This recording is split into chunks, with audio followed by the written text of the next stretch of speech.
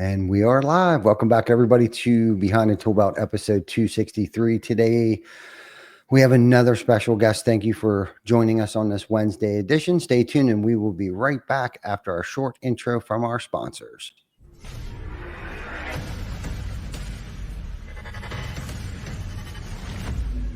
TC Backer. Roofing, siding, windows, gutter, solar. Roofing, siding, windows, gutter, solar. TC Backer.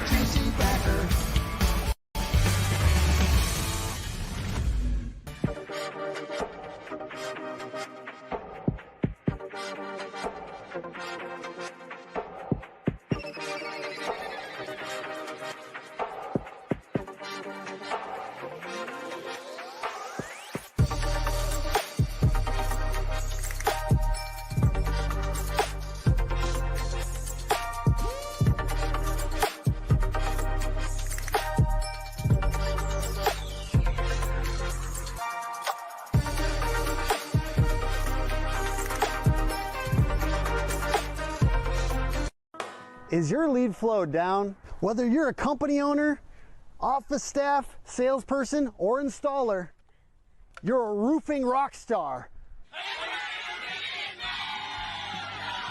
We help you get more leads with custom SEO, Google Ads, and a pro website.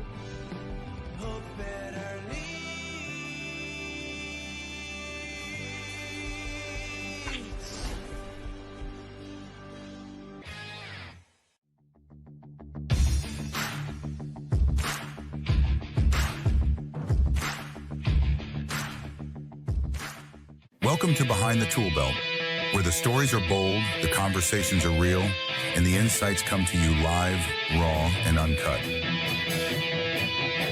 Every week, host Cobb Backer sits down with game changers, trailblazers, and industry leaders who aren't afraid to tell it like it is. No filters, no scripts, just the truth. Please welcome your host of Behind the ToolBelt, Cobb Backer.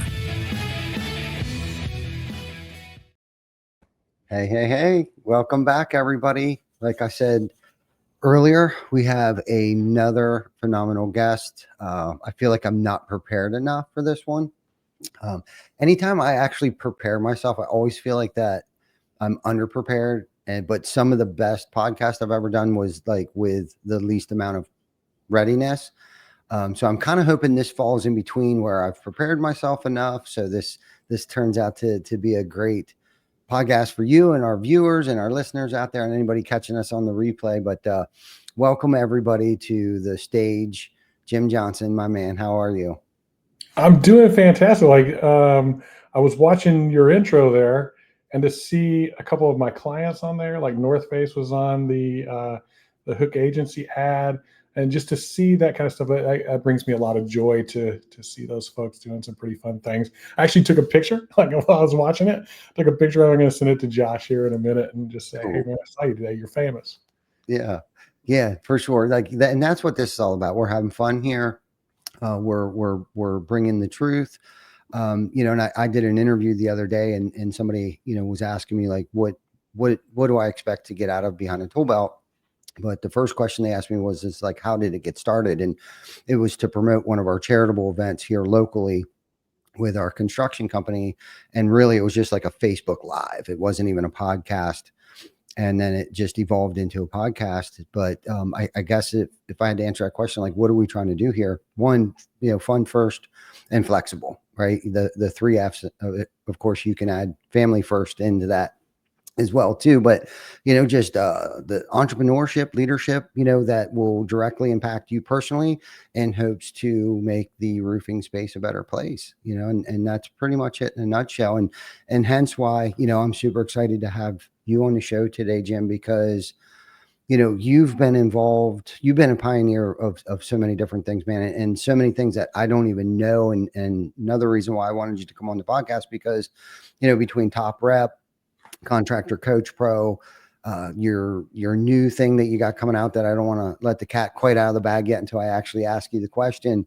A whole bunch of other things that, and the content that you put out there is so good.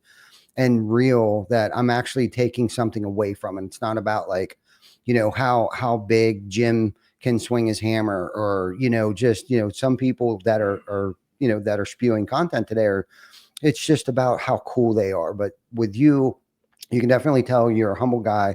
You're a seasoned veteran in the industry, and a Titan as far as I'm concerned. And to have you on the show and have our viewers and listeners, take something away from this, like I have from all of the free content that you have online right now. It would be selfish of me not to have you on the show. So, and Well, keep hey, it to myself. So, I'm honored to be here, really and truthfully. I've been able to watch quite a few of your episodes. You do a great job as a host. You keep it very conversational and real, which I enjoy quite a bit. You have some great guests on. You add a lot of value to our industry. And so when you asked, I was like, man, it's a no-brainer. Absolutely. Of course, I'll be on your show. cool. And my whole job is to give value at any point at any time that I'm asked. So hopefully I accomplish some of that today, and maybe we help some folks out. Yeah, no, I know you will, for sure, for sure. So, I mean, most people start out with like, okay, Jim, how did this all get started, or give us like your backstory. But I guess, I don't want to be like the usual interview that, that I'm sure the same questions that you've asked, 100 times. But again, there's so much that I don't know about you. So I almost feel like I need to ask, kind of like what it was like, what it's like now, and how you got here. And then from there, I'll start pulling some questions out of you, if you don't mind. Sure. We'll try to keep it as Reader's Digest as we possibly can. Before our show, you and I were talking, and we were talking about some of the things that we found valuable in our lives that like propelled us forward. And you were talking about my bookcase, and I said that's about 1/4 of what I got up there. We talked about the value of reading, and I got really lucky early on to have a mother that was intense about reading. Like, it was a serious thing in our house. And if you can do nothing else, you can get a book. You can pull it up online. There's so many free resources, and just reading and gaining knowledge.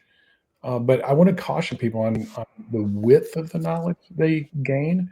If you look at my books, they tend to be either business, sales, or spiritual. There'll be those three main things. And that's really what I'm focused on in my life, figuring out what you're focused on and then getting deep so that you actually have some understanding.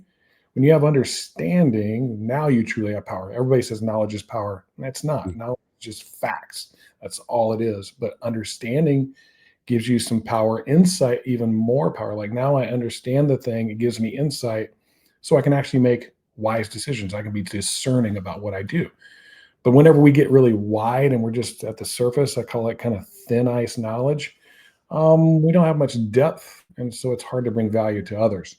And I got that early on. And I also got taught the value of personal growth, which all kind of propelled me forward with this idea that, hey, I can be in control of the amount of value I bring into me and the amount of value I push out of me. And I've had some great mentors along the way. A neighbor across the road that took a kind hand towards me, realized that I was a little bit different than the other kids around, taught me what being an entrepreneur was kind of the hard way, and ended up building a landscaping business that made me where I could go to college. And while I didn't finish college because college wasn't right for me, it gave me this understanding that, hey, I was making more money doing landscaping than I was doing in what I would be doing in college. So I went into the health club industry, kind of changed that company quite a bit. They had 3 or 4 locations. I got involved. I kind of think about things quite a bit, and got into franchising, built it up to 40 locations. I actually owned a couple of them, and did quite well there. Right up until marrying an aerobics instructor and finding out that that wasn't the best choice in my world, although I have an amazing daughter that came out of that situation. But the health club thing went to the side, met a new girl from Wisconsin, and she hated it in Texas. We moved to Wisconsin for 18 years, and I got into the contracting industry. It was very good to me. There was just one problem with it all. I was very focused on what I was going to achieve. the kind of the, hey, I did big things. It's almost like I was trying to prove other people wrong, because I think everybody in my past said I'm going to either be dead or in prison by the time I was 21, because I was just like uber intense individual and not always the smartest guy. And so I was out to prove everybody wrong. We did. We built an amazing company doing between 20 and $30 million a year, all right up until a bookkeeper pilfered the company for about 500 grand. Wow. Yeah. And while we were able to survive that, somebody that I looked at as a really good friend, almost like a little brother, decided to go be her partner in a competing business. The other partner that I had that was my best friend decided he didn't want to be partners with me anymore. And I got into this place where I was blaming I'm like, couldn't they see like everything that I had done for them? Like what I changed their lives. They made more money than they've ever made before in their life. They had nicer houses, nicer cars. Their kids were going to nicer schools. And I was very much like in this blame mode, like, how in the world could you be doing this to me after everything that I've given you? And I'll never forget, I was sitting on the front steps of my house, a really nice log home, Western Wisconsin, 35 acres. And if you looked at me from the outside, you would go, man, this guy's got it all. He's got everything he wants. There are sports cars and big trucks and ATVs and boats. I was actually considering like buying a plane just to say I have a plane. I didn't even have a pilot's license. And I broke down. I said, like, all that stuff has dust on it, and it's not bringing me any joy. And where is the joy in all of this? And not to get all spiritual and all, but I was like, hey, God, what did I do wrong? What do I do? Where do I go? Because I was out of answers. The first time in my life where there was a problem that I didn't know the answers for. And not like I heard any words or anything like that. I know God didn't speak to Jim and say, hey, Jim, go do this. But this feeling came over me that I was selfish, that I had made everything all about me instead of all about us. And that was the root of my problem. And so from that day forward, I decided to serve or be selfless. And it changed literally in the snap of a finger. My whole persona changed, so much so that when I went into work the next day, and my front office, a gal named Ann, I walked in and said, hey, Ann, how can I make your job easier? What can I do to make your life better? She looked at me like I had grown horns out of my head. She was like, what in the world is going on with this guy? And it took some time. It took some time for people to actually trust that I was about them and not me. But over time, not only did it start to be a situation where people trusted me, I felt a lot better. I felt better about what I was doing. I felt more fulfilled in what I was doing. I was enjoying what I was doing more. We built up another company at that point and got back to that $20-30 million. We built a commercial organization doing $20 to $30 million and built a piece of software called Silver Lining that we had 1,500 users on. And the guys over at AccuLinks came to me and said, hey, we want to buy your company. And I became the director of sales and design for AccuLinks, along with an amazing person named Mike over there that we brought AccuLinks to the world and had a blast doing it. And so I have kind of this history of when I get behind something and I believe something is really good, I like to make a thing, like it becomes real, whether that's the health clubs or the contracting business or software and now coaching. That's really what my MO is. And I was sitting after about 5 years with AccuLinks and kind of getting that feel again, like, hey, I'm not feeling real fulfilled. We had some disagreements and where software was headed. Not anything negative, just different beliefs. And again, a little bit of a spiritual moment, and I felt like I needed to resign. First time I've ever resigned from anything without knowing what I was going to do next. And I went and met the CEO, Rich Spanton. Love that guy to death. And let him know I was resigning. He was a little surprised, shocked. If you knew the history, I was kind of the face of the company back then. And I said, I have something different to do. I don't know exactly what it is yet, but I can't do this anymore. And we put a press release together to let everybody know everything's great with AccuLinks. I just have a new path to chase. And I helped replace myself there with Michael Pinley and some other folks. to make sure everything went smoothly. It was really important to me because I love that company. I love that culture that we had built. And so all that happens over about a 2-week period. I'm flying home. Press release goes out while I'm in the air. Like, I take out the ground, press release goes out. I get off the plane, and you get reception again.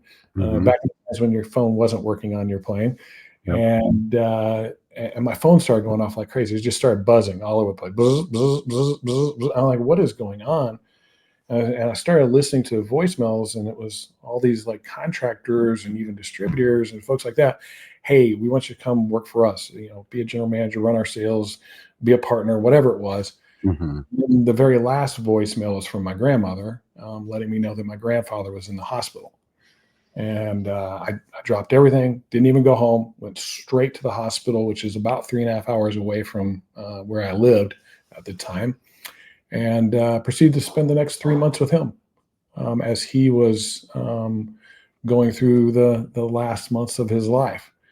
And got to share with him, be present with him. He's the most like a dad that I have in the world.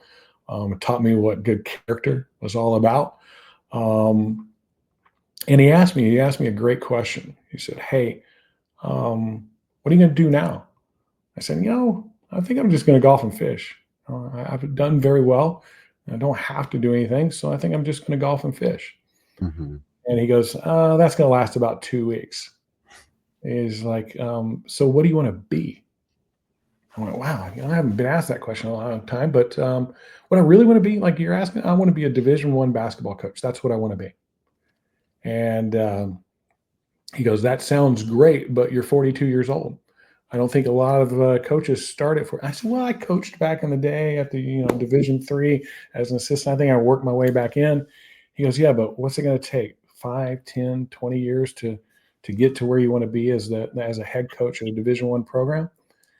I said, yeah, I get your point, but I still think I can get it done. He goes, well, tell me this. Is it the basketball or the coaching?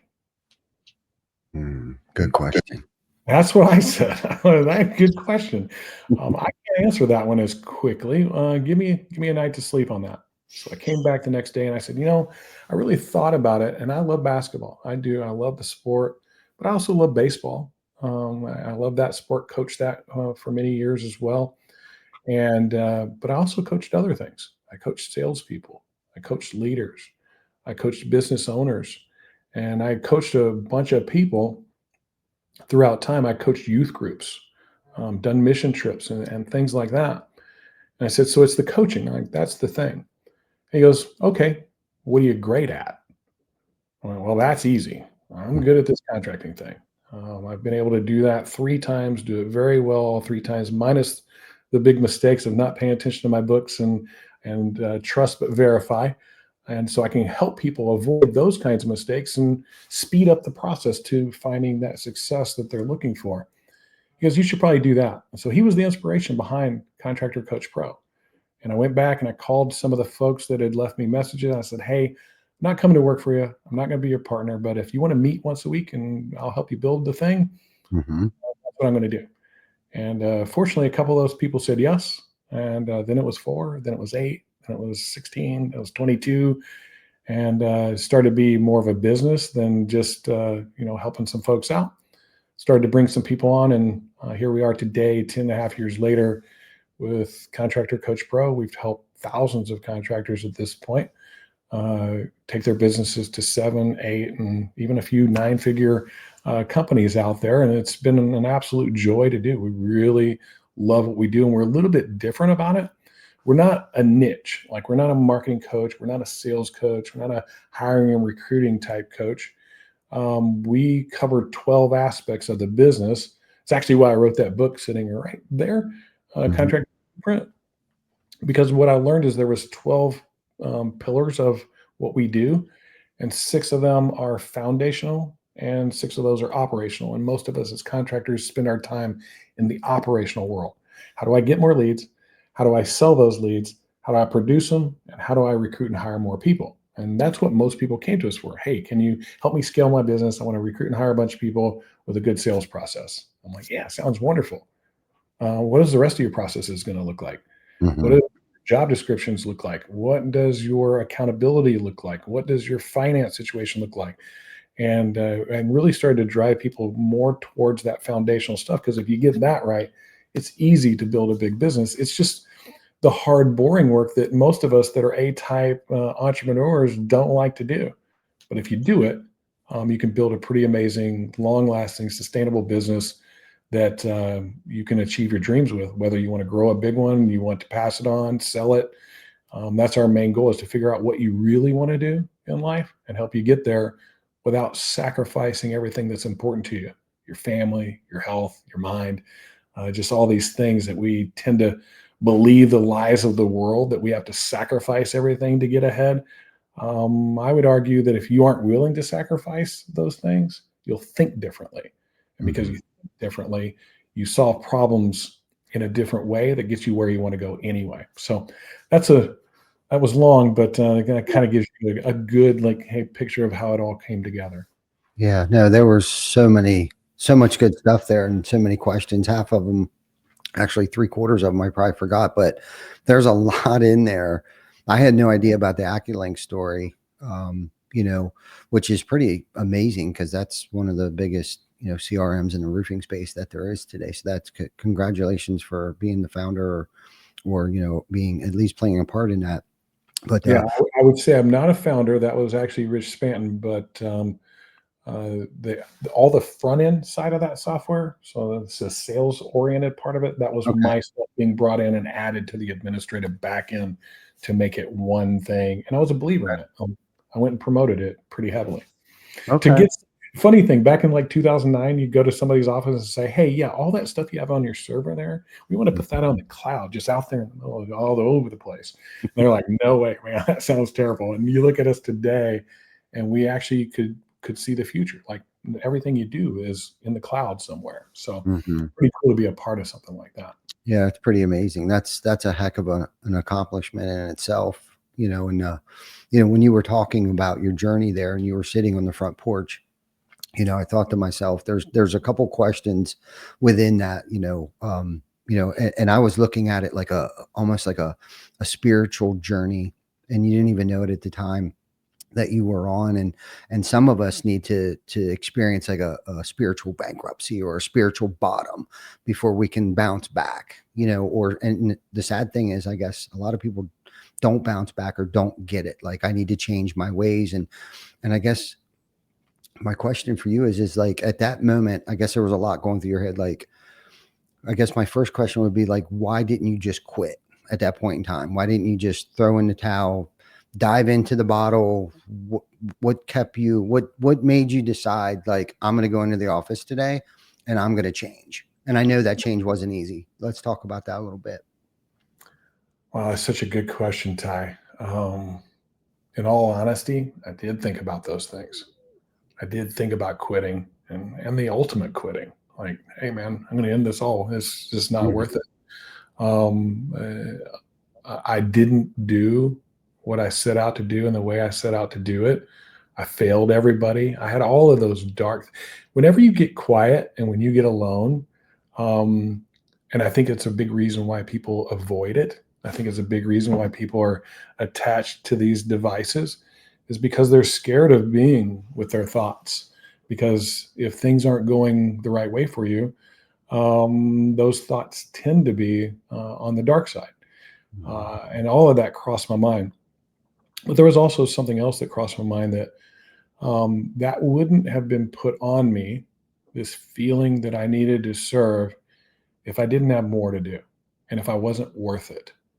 And I think there's so much out there in the world today where folks live in these extremes, where they're living in this place of where they don't feel like they're worth it, or they're alone, or they're depressed, or they're homeless, or all of that, right? But there's also this place over here where we're busy and there's too much, and it's anxiety and that extreme as well.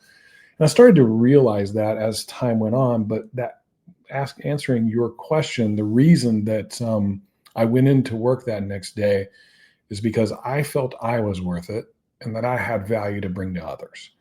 And it would be a disservice and really a sin to do otherwise. And so I walked into work the next day. So that's the short answer to your question No, there.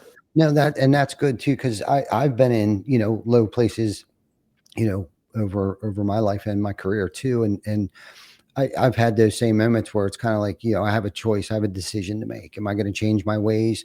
And I think for a lot of people, it's so hard for them to see where they may have played a part on how things are unfolding right now and before my eyes. And Well, think what, about it.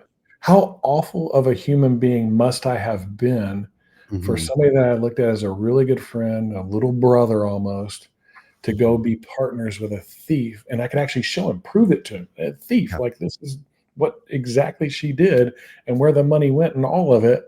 And he still chose to go do that instead of be in relationship with me. What Mhm. that told me is I was worse than a thief. Yeah. And that's pretty hard hitting sometimes. Yeah. And it's a hard thing to admit. And, I can talk about it today, but and I wish I would have talked about it sooner in my life to share with others. But I think it's embarrassment. I think it's pride. I think ego and all that stuff kind of comes into play on that. But it's important to me today to let anybody and everybody know you're absolutely worth it.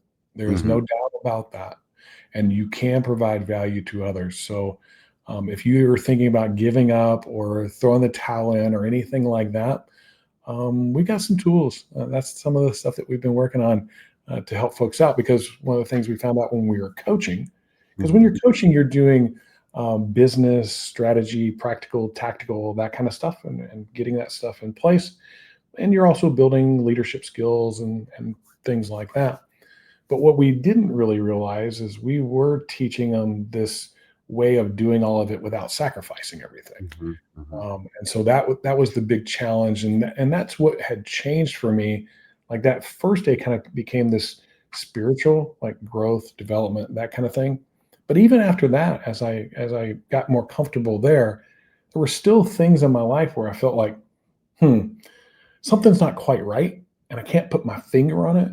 I'm going to go research and study and observe and really think about these things to kind of get them figured out, because I wanted, for me personally, to live as prosperous of a life as I possibly could. And I wasn't feeling that way. And I Mhm. wanted to feel that way. And so, after about 10 years of some pretty intense study, reading a lot of books and observing a lot of folks that I felt were truly prosperous, not fake prosperous. You see a lot of fake prosperity out there. I think that word has gotten a bad rap, being prosperous. Um, because I think a lot of people associate it with wealth and Mhm. gaining of status, power, wealth, money, that kind of stuff. And that's not really what it is. If you actually look at the word itself, the root of it is an action, not a noun. It's not a thing to achieve, it's a way to be. And once I kind of clicked to what that is, then I was like, well, what does that look like on the way to be? And so that's what we've been working on. Yeah, no, I love it. I love that. A couple of things there. It's never too late to change, right? No matter how horrible the situation that you put yourself through, and typically it's something that you've put yourself through, at least from my experience. Change can happen. It can happen several times a day. I can choose to start over as many times as I need to. But in those moments that I think that have happened to me where I'm thinking that it's the worst thing that has ever happened to me usually turns out to be some of the best things that has ever happened to me, because there's a lot of change, and within that change there's growth. And a lot of times that growth is painful. And I want to talk about that with you a little bit, because even though you went to work that day and you told your assistant, like, hey, what can I do for you? And she looked at you like you had a third eyeball. Right. And of course, there's a lot of emotions that go into that too, because like you had mentioned, that takes time. There's going to be people that are doubting you. You're going to be doubting yourself. Am I doing the right thing?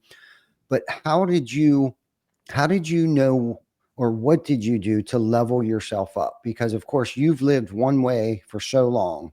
Okay. And I know you read a lot of books, but like, how did you know how or what to apply at the time? Like, okay, you went in there, you talked to Mary, and you said, I'm going to give you whatever you need, and all this stuff. And that can go both ways too, like where you go overboard and then you become, a doormat. And I've done the same thing where it's kind of like I put myself in situations where then people start to expect and then I get a resentment because they're expecting things. So how did you navigate all of that through, like seeking mentorships? What books were you reading? How long did it take for you to start feeling comfortable with you and that you weren't living a lie anymore? So first off, let's address the living the lie part, Hmm. because I'm wired in a certain way, and I think a lot of entrepreneurs are wired in this way, that when they're in something and on something, they're all in. Like there's not any kind of like balance there. Hmm. And one of the very first things I did was I started to not as diligently as I do today, but I started to read the Bible and started to understand, and I really kind of focused on Proverbs, like just the wisdom part of stuff. It's like, Hmm. I'm not sure I want any of the rest of that, but hey, man, what does this wisdom thing look like?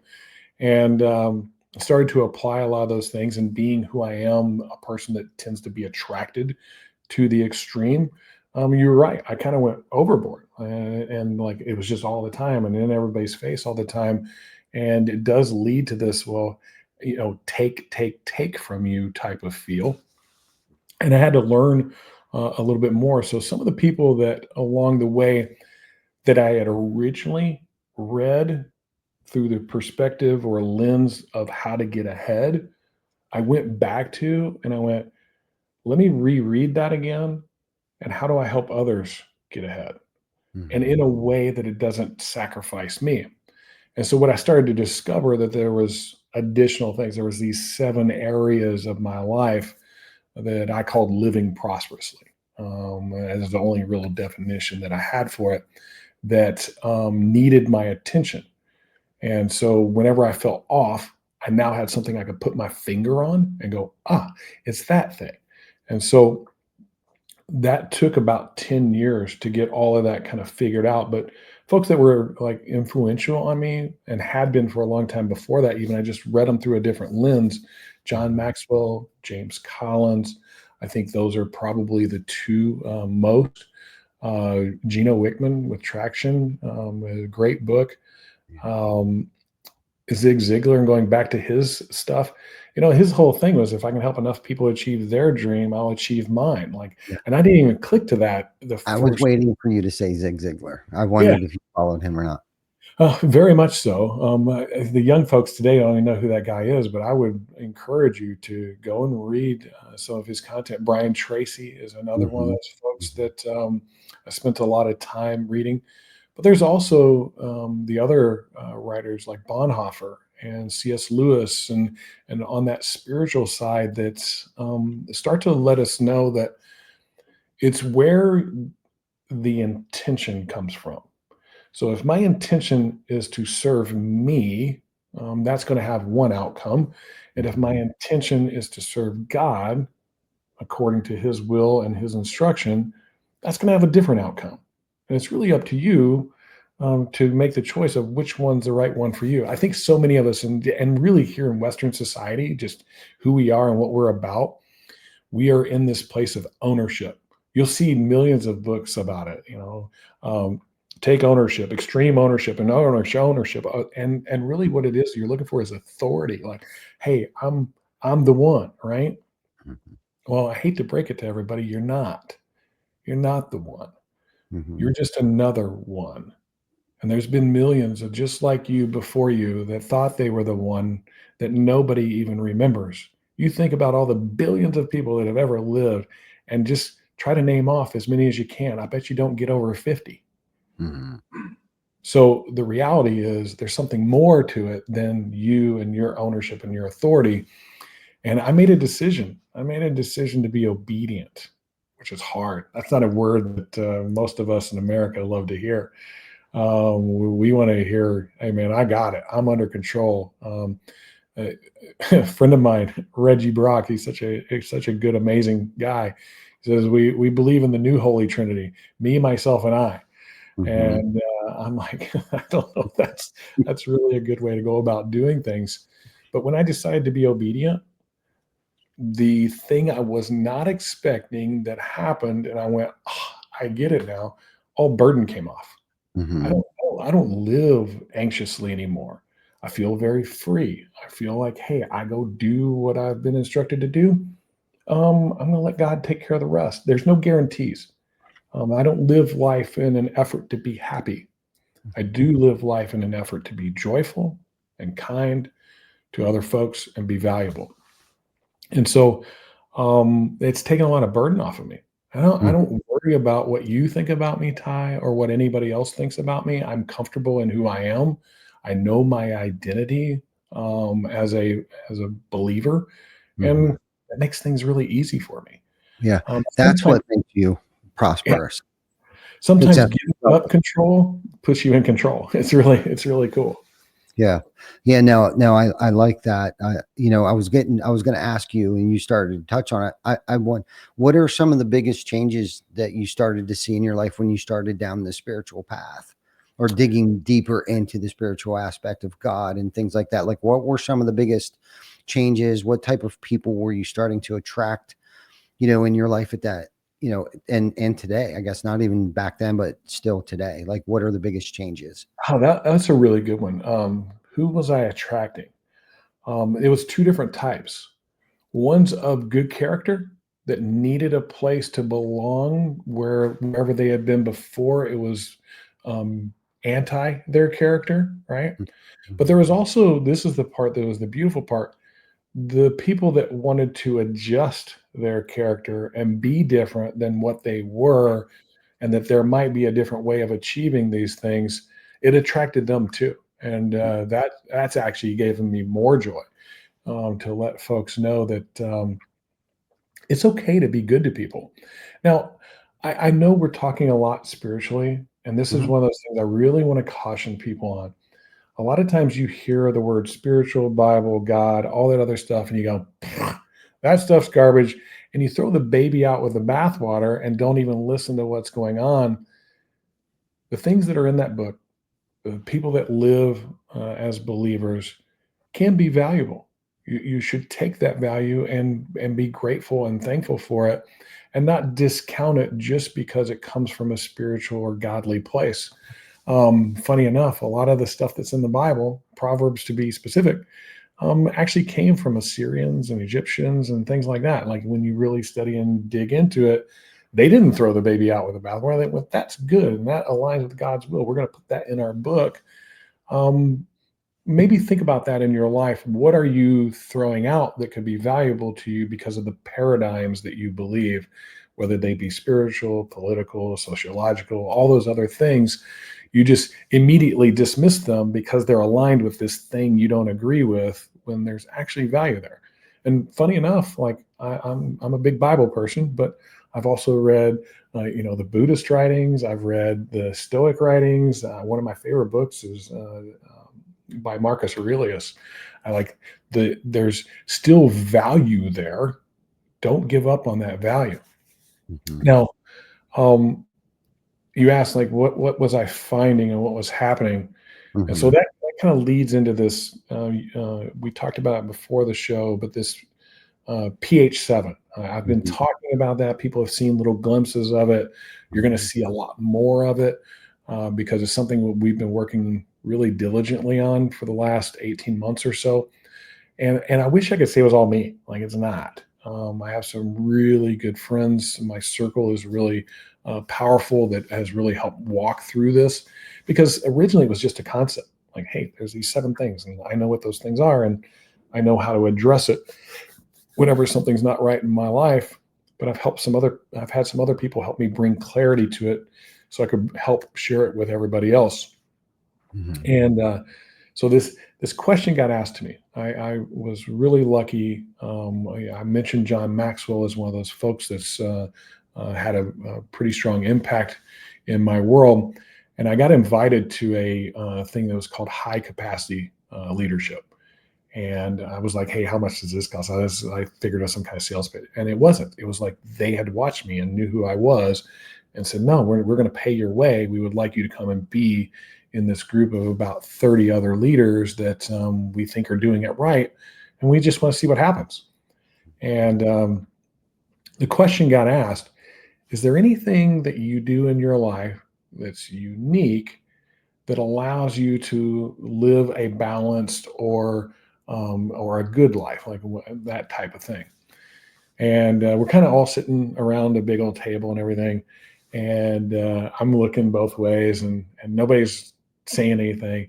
And I kind of sheepishly raise my hand. I'm like, yeah, I kind of got a thing, this little recipe that I kind of lean on whenever I feel off in my world. And they're like, well, tell me more. And I said, well, there's these 7 things. And so they're like, okay, what are the 7 things? So I'll list them off real quick. Mind, time, body, community, work, spirit, and impact. And I'll dig into those just a little bit for the viewers so they can kind of understand what's going on. But you think about it, I started with spiritual growth. The door was open to me. I walked through that door, and the spiritual growth improved my life and made me feel more fulfilled about what I was doing. But I still felt like there were other doors that needed to be opened. And so I started to consider my life and what that looked like, and where was I missing something? And I was missing something in the mental side, mental creativity, strength, and capability. That was really where that all started. And so that's the mind one. And if we're not spending enough time flexing this muscle between our ears, it's just like any other muscle, it atrophies. But whenever we spend time being creative and thinking and problem solving, that's what I tend to do in those quiet times now. When it gets quiet for me, I don't walk into the dark place. I walk into the place of light, and I'm really thinking about how to help and serve other people, and how can I create an experience unlike anything anybody's ever seen before. How can I be remembered and leave an impact on somebody that's valuable to them, and that they share with others that impacts them without me gaining anything from it as far as recognition goes. I don't care about that. I want to be valuable to whoever I come in contact with. So, but the problem with it is, like, you go, oh, mine, I want to get all over that, because I was all over the spiritual thing. And you just like, oh, full out there, and then a full out there in the mind. And as I started to parse these things out, I started to realize that there was extremes in each one of them. And so as I learned more about that and read more about living in the extreme, there was some Aristotle behind some of that. Some of the great components of the Bible talk quite a bit about living in the extremes as well. I started to realize that I had been looking at it wrong. I'd been looking at it as empty or full. So like this idea of I'm empty in this thing, or I'm full and I'm good, right? Like, I think a lot of people look at it that way. I'm spending plenty of time with my family and everything's wonderful. I'm not spending enough time with my family and everything's terrible. Is a good example of community, right? Well, the reality is it wasn't really that. It was more like have you ever seen a litmus test before? You know what that is? And so you like test water for a pool or a hot tub or something, put the little thing in there and it lights up colors. It was more like that there was an extreme that was positive or an extreme that was negative. And somewhere in between was this sweet spot, this place where what I like to term it as healthy tension, not balance. I don't believe we can live in balance. That's one of my hardcore beliefs after a lot of study, is that, you got these 7 things. And sometimes one's going to be a little bit over here, and that's going to cause one of them to be over here down below, like whichever one. Wherever you're putting effort is going to require sacrifice somewhere else. What I don't want to do is I don't want to effort all the way to the extreme where I'm totally sacrificing everything else. And so when I realize that it's more like that than being in this sweet spot, I can start to know where my effort starts to go beyond healthy and into the extreme.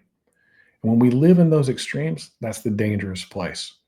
That's the dangerous place where you get into the negative side, where folks are feeling depressed, alone, that type of feel to them, or they're feeling overwhelmed, obsessive, exclusive, those type of things. And so those are dangerous places to live our lives. So that's really what this has turned into, is I shared that with these guys and what that looked like. And the questions went on for like an hour and 40, well, like all the time we had, like the questions kept coming. And even after we walked out of that session, I had a group of people that were all kind of asking me more questions. And what about this? What about meditation? Where does that fall? I'm like, that falls in mind. And so anything that they were able to throw at me, it fit in one of those 7 categories. And I could explain how it fit and then what to really think about in each one of them. Since that time, that was 18 months ago, those folks are still calling me as they're working their way through their own journey with this idea of living a prosperous life. Because the funny thing is, the people that I've noticed that have lived the most prosperous life don't have the most stuff. Mm-hmm. They tend to be the most generous. They tend to be the one that when they walk in the room, you want to listen to them. They tend to be the one that create an experience when you're with them. They tend to put you first. And that's the sign. That's what I'm looking for whenever I'm looking for prosperous people. I don't care what you have. I could care less about that. It's what do you give? I think that's really a big sign of somebody that's truly a prosperous person. Yeah, no, that's good. Now, I'm glad that yeah, I agree 100%. I always use the word success, not necessarily prosperous.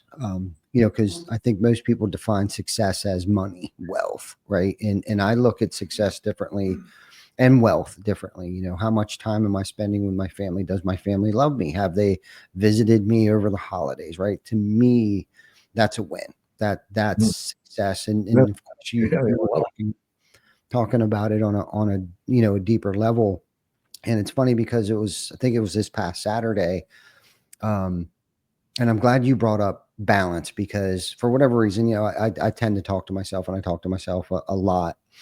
And I'm a visionary. And for whatever reason, I said, I need to start seeking balance.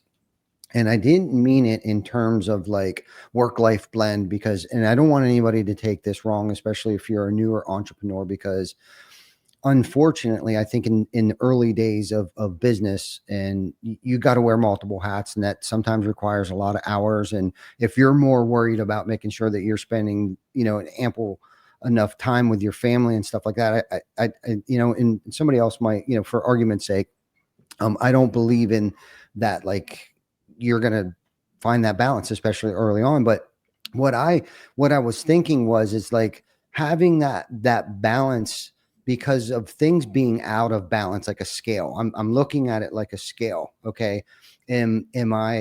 How's my scale? And it's never going to be fully balanced. But if like you said, I loved how you said, if I'm spending so much time and piling a bunch of stuff on this side of the scale, something over here suffering, it's going to bottom out. So like I'm constantly seeking, but in my life at this time in the season that I'm in, I have a couple scales that I'm trying to juggle and balance. Okay. So I guess my question for you, if I'm not seeking balance, and that would have been a whole other podcast. So I'm just going to cut myself off right No, that's there. good. Good. Okay. So if I'm not seeking balance, Jim, then what do you call that thing in the middle? You said, you got your positive and you got your negative. What is that then? So I'm going to give you 2 analogies because you use the scales analogy and I used to kind of think of it that way. Mm-hmm. The analogy I think might fit that a little bit better is a teeter-totter. Okay. When you're sitting out, you remember being a kid being on a teeter-totter? Yep. When you're sitting out on the very ends, if the other person jumps up, you slam down, you smack your tailbone, right? Oh yeah. Then also, if it goes the other way around, off the teeter-totter you go. That's like living in the extremes on this teeter-totter, right? Mm-hmm. The closer you bring that sitting point to the center fulcrum, the less likely you are to smack your butt or get thrown off of the teeter-totter. And so you're trying to live not on that very extreme edge, but closer to the middle, but not necessarily balanced, because we need this thing called healthy tension. A really good friend of mine, he was the mind behind all the GAF programs for contractors. Dave Harrison, I don't know if you know him or not. He was the chief marketing officer for GAF. We had the fortunate opportunity to have him as part of Contractor Coach Pro as we were working through a few things.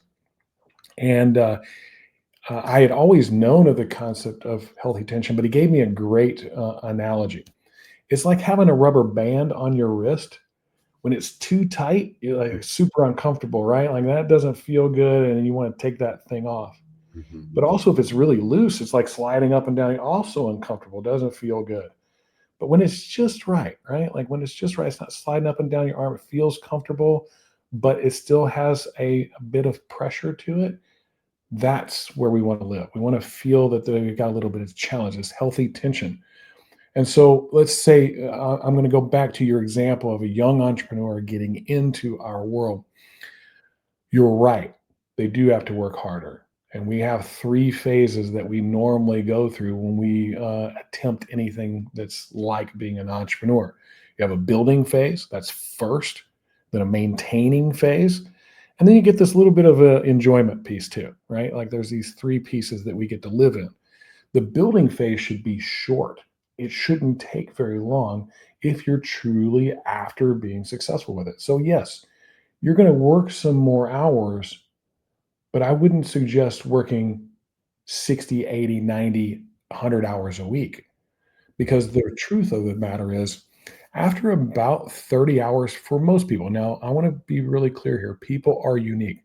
There are some people that can work 50, 60 hours and be really productive. But most people, and when I say most, 80% plus, lose productivity after about 30 hours of good work. I want to be really clear about that too. Doing work well. If you thought about that and said, hey, that seems to be true because I've noticed that I work a lot of hours, but I don't get ahead. And I say, okay, I'm going to work this many hours, but I'm going to work really well during that time. I'm not going to allow for all the distractions. I'm not going to allow for all the other stuff. I'm going to do what is necessary, even though I may not like it. Your building phase becomes a lot shorter. That sacrifice that you're making becomes much less, because I was a young entrepreneur at one point. I can remember getting into this industry and telling my wife, I'll never forget this. Whenever I got into storm restoration, I'm like, whoa, where has this been all my life? This is amazing. Honey, if you give me the next 2 years, I will change the trajectory of our life. But I'm going to work 80, 90, 100 hours. So those 2 little kids we have, those are yours. I'm going to go to work and I'm going to change our lives, and everything's going to be wonderful. If I could go back and do that over again, I would have just thought differently about how I worked, not how much work I did. Mhm. Because there were things I missed. I missed the first steps of my daughter. I missed T-ball games for my son.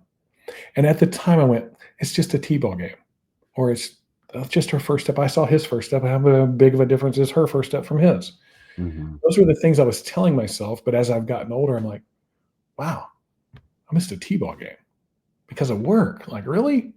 What did that bring me that I couldn't have gotten anyway if I would have just thought differently about the way I do work?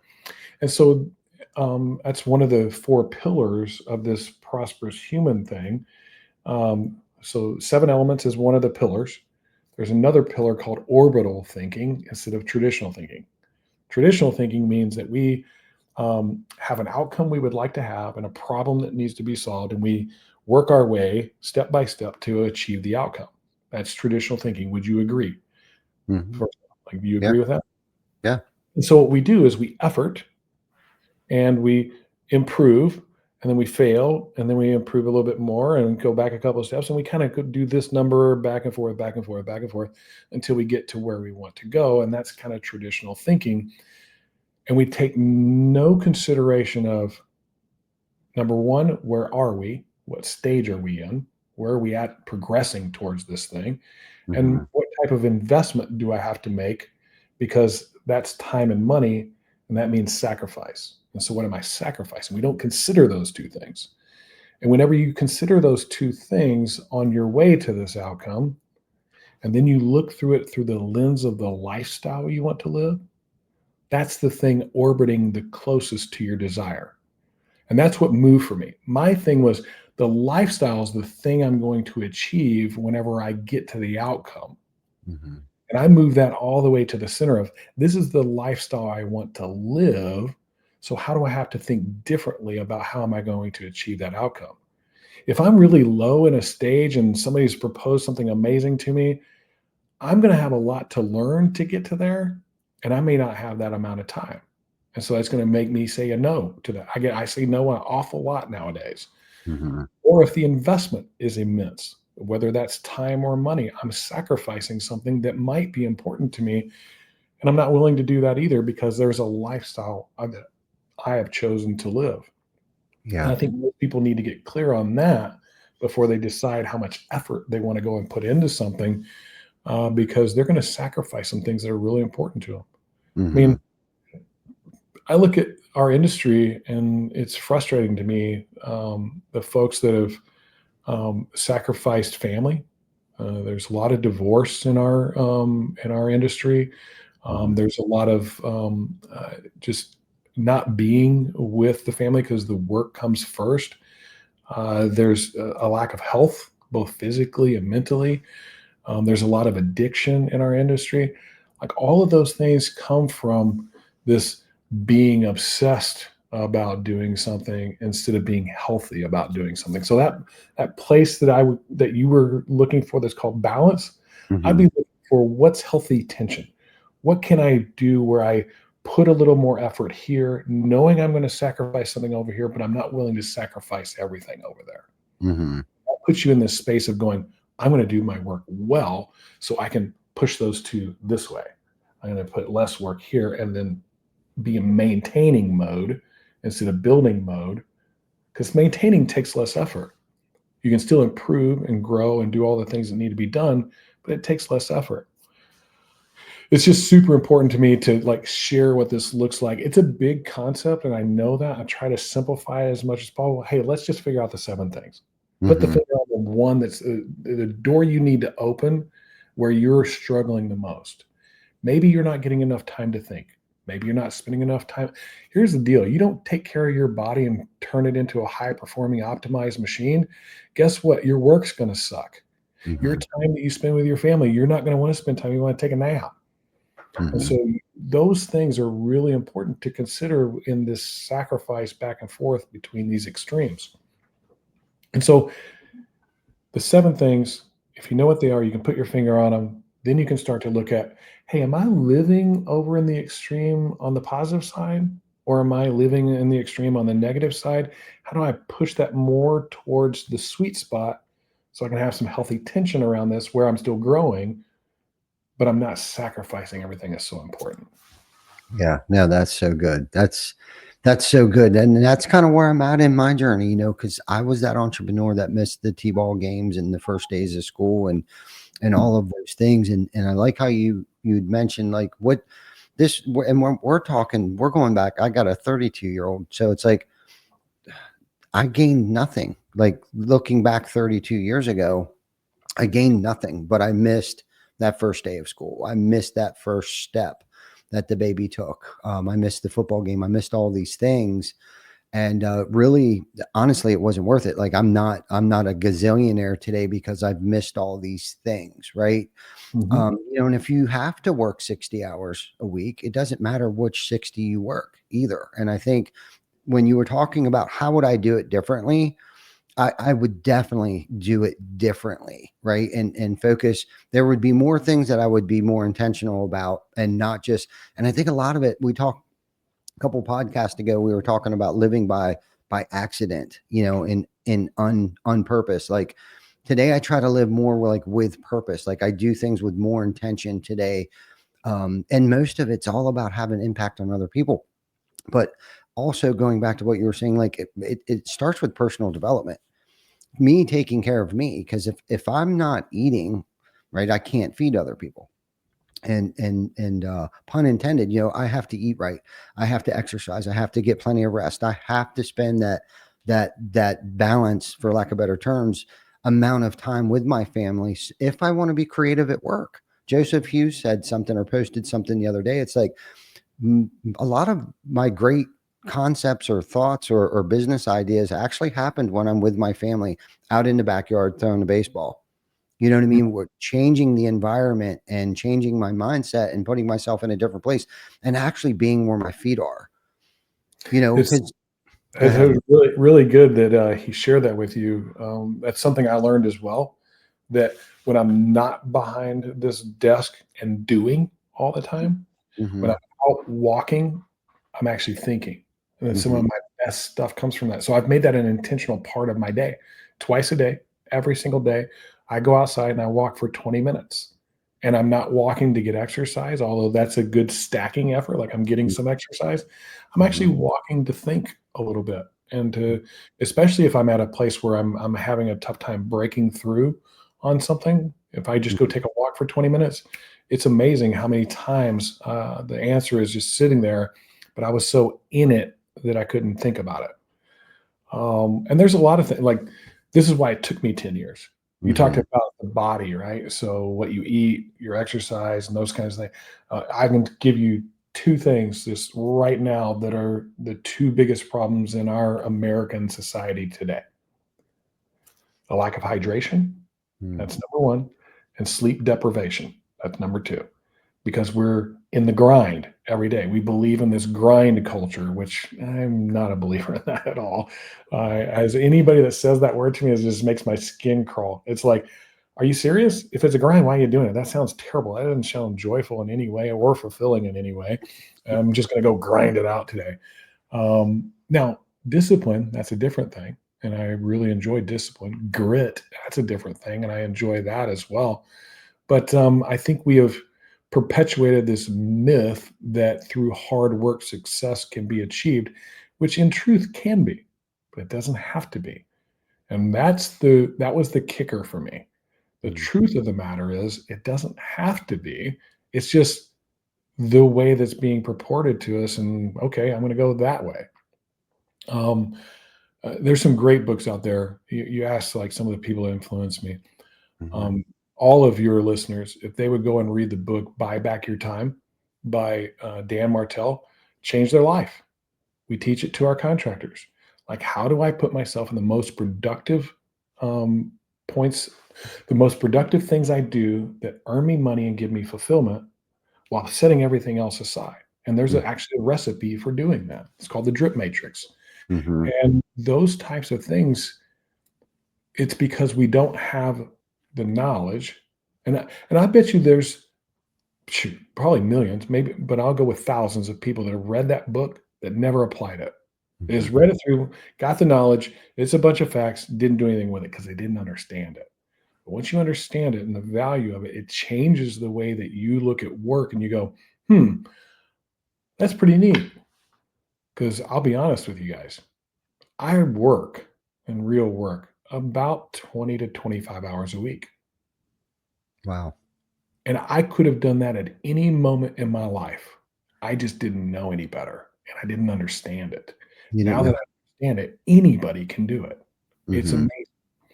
So it's things like that that we want to help with. It's things like that that I want to share with others and help them come to this understanding that it's not all about what we've been told to go and get. It's about something completely different. Yeah, good conversation. Good stuff that you shared with us today. We're coming up on our hour mark here. Jim, that was amazing. I mean, I feel like I definitely want to have more conversations with you because I have a lot more questions, personal questions, for me that I would like to know. And I didn't even get through 75% of the questions that I actually had for you. One, I think you answered most of them. Like I didn't even have to ask you any of the questions. You were just on point, and articulated, what it is that you're about, what it is that you're giving, the value that you're giving to people, and the impact that you're having on many people's lives. But before we get off here, and I know you're into books, and you just had mentioned, Dan Martell's book, and you mentioned the Bible a couple of times. But what would be one book that you would suggest somebody read, and not just read once, but like a yearly book? Like, what's your yearly go-to book? Hmm. It can be a personal, it could be, related to business. Wow, that's such a good question. I read books differently now than I used to. Um, I used to be voracious. I mean, we're talking 40 to 52 books a year. My goal was to read a book a week. Hmm. I don't read that way anymore. my goal is to get through one book in a quarter. And so I'm reading 4 books in a year. This was actually a great post by Reggie a few days ago. I mentioned him earlier, but he said, everybody's all about making these resolutions and stuff. And those resolutions tend to be about adding. I'm going to go work out. I'm going to go make this money and whatever it is. He's like, what do you already have? And what do you need to get rid of? And so the what do I already have thing, I kind of did this number right here. And I'm like, man, I got a bunch of good stuff back there that I haven't read in a while. And maybe I should spend some time there. And for me, and this is actually a newer book, John Maxwell's got a good book out there right now called High Road Leadership. I don't know if you've seen that or not. Yeah, I got it. It's a great book. He actually gave it to me, signed. We literally got the first 30 copies, that group of folks. And it's an amazing book about how to lead in a way that you're focused on the people that you're leading achieving their potential, because when they achieve their potential, you can achieve yours. And doing it for the right reasons. And I think that's the big part, is just to do things for the right reasons. I tell you right now, if you're feeling lacking in any way, it's because whether subconsciously or consciously, that what you're doing isn't for others, it's for you. And that is not very fulfilling in the end. So I would lean into that, dig into that, ask yourself why you're feeling that way and why you believe the things you believe. I think that's a question we don't ask ourselves nearly enough. Why do we believe what we believe? But it, like I said, it took me 10 years of pretty intense study to get this to where it is. And now another 10 years of actually living it and continuing the journey. It's not perfect by any means. It's a journey. It's going to be a lifelong thing. And there's no way I can solve it all by the time I die, whenever that may be. But I hope that it's helpful and that somebody else uses it to continue with it and make it something amazing. I hope one of these days. Yeah, such a great answer. I have one more question for you, and I think I know the answer to this. But you had mentioned that you read 1 book a quarter. Why do you do that now, opposed to reading 52 a year? Because I don't just read them; I study them, and I study them in a pretty specific way. I'm looking to approach that book with questions first. So whatever I'm reading, it doesn't matter. I kind of test myself first. What do I already know? And so if I'm reading a book on leadership, what do I already know about leadership? That's a pretty extensive list. I kind of keep that one, and that's one I've been working on a lot in my life, for all my life. But if I'm reading a new book, like maybe on economics or something like that, what do I already know about economics? That way, when I read the book, I test whether my knowledge is true or not. And so every book I read, any information I take in, the first question I always ask myself, is it true?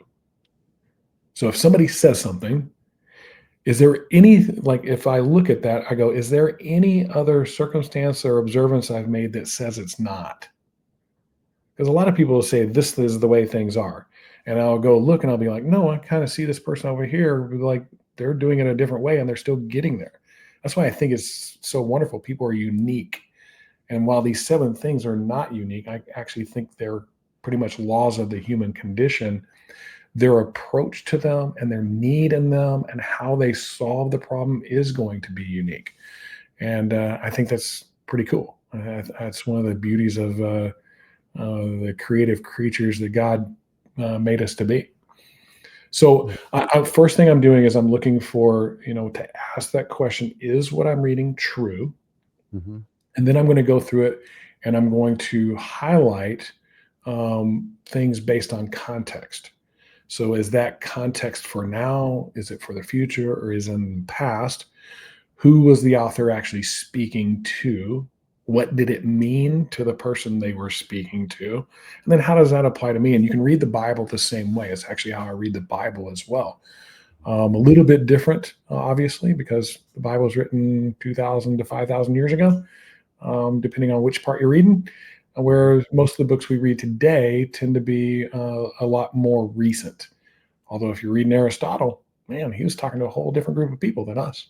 Mm-hmm. So being aware of that gives you context so that you can gain understanding and meaning, so you can then start to apply it. I think so many of us are like, we read every book this way. How does this apply to me? The Bible or any other book? How does this apply to me today? And it's literally the last question you should be asking. What did it say? Like, you just read. Here's a perfect test. Go read a chapter of a book. Okay. Go read a chapter of a book, any book, pick any one. And then the next day, go tell somebody what it said. I'm going to bet you can't tell them a whole lot. Yeah. So when you slow down and you actually read it for what is it saying? What does it say? Mm-hmm. You're actually intentional about it. Words that I don't understand, I look up in a dictionary. If I'm reading the Bible, I go look them up in Hebrew and Greek and Aramaic and like truly understand what people were trying to get across. When I spend that much time in it, while I'm not getting quantity of books, I'm getting quality of books that are valuable. So I'm super intentional about what I read too. Mm-hmm.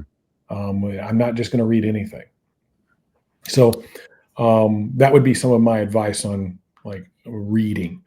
Stop the Audible thing. That's you get nothing from it except for maybe a little bit of enjoyment and about 2% of what you hear, unless you're taking notes. Now, if you want to listen to an Audible and take notes out beside and that type of thing, keep a journal, that's different.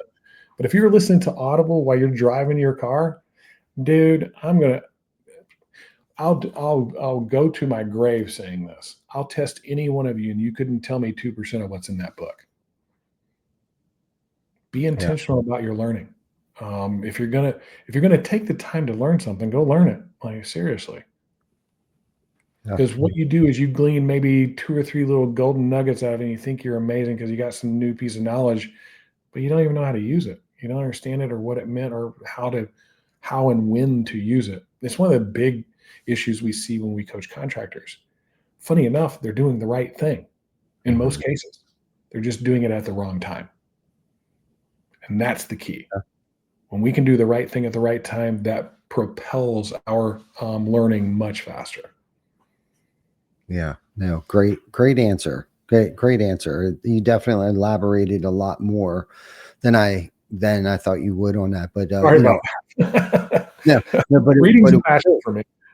Yeah, no, it's good. I've also slowed down on the consumption of how many books I read. One, because I reread it. You know, if there's a day that might go by, if I'm reading a book and I try to read it, you know, a portion of it every day. And but if a day goes by, I'll even start the chapter over. And I've recently backed off on buying new books and started rereading some of the books that I already have on my shelves and stuff like that, there's so much good stuff there. And then I'm jumping on to the next thing. And I almost feel like it's a race. Like What are you reading? What are you reading right now? Right now? Oh man, I just started. You know, why I asked you the yearly book. One of my yearly books is Your Next 5 Moves by Patrick Bet-David. Oh, that's a good book.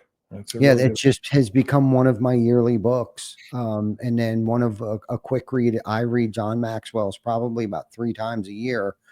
Leadership 101. It's just a quick read. I can read it in about 30, 40 minutes, but I take that with me a lot when I'm traveling. If I'm on the plane, and I try to find those times, like I try not to waste time. Right. So if I'm on a plane, I'm not going to sleep. I'm not going to watch a movie. I'm not saying that I don't watch 20 minutes of something, but I try to use that time, you know, wisely, you know, be more intentional with that time, because when am I going to get another 4 hours when I don't have very good cell phone service? I probably can't work on my laptop. So why not break a book out and start reading a book? And if I fall asleep reading the book, kudos, you know, to me for actually resting my eyes while reading a book. Yeah. You know, so that's why I kind of wanted to get your spin on that, because I agree. It's not the amount of books, it's the quality. It's the quality of what I'm getting out of the book and the quality of the books that I'm consuming today. And I get that choice of what media I'm taking, what I'm digesting, you know, mentally, what am I feeding myself? And where am I at? What season of my life am I in? And where do I need more education? You know, am I trying to educate myself, or am I just trying to learn a new skill? you made a great point there. What season of your life are you in? Because there's been some things we've talked about that I'm probably a little further along in my journey than maybe a lot of your listeners. Mhm. So my advice there is like, hey, don't try to be me. Just try to take the first step. Like if it's reading 10 minutes a day, read 10 minutes a day. That's a good first step. Because here's what you'll find. You'll find that you'll start to hunger for it, especially if you're reading something that's good or valuable. And all of a sudden that 10 minutes becomes 15 and then it's 20. And so like we talked about my spiritual journey, I started reading the Bible kind of sporadically. And then it was like once a week. And then I started doing like 15-minute devotionals, something like that. And now, I've worked my way along my journey. Most every day, I'm in that Bible at least an hour, at Wow. least.